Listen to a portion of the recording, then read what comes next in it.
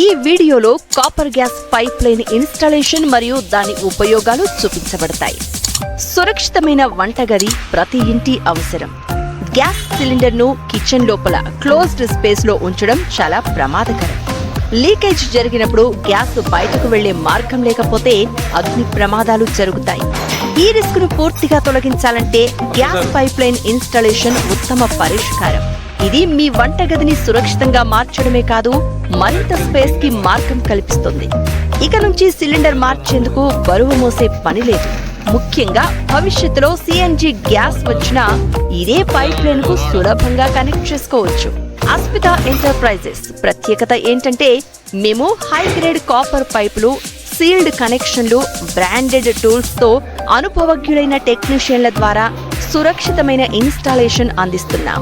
Call చేయండి 6305140342.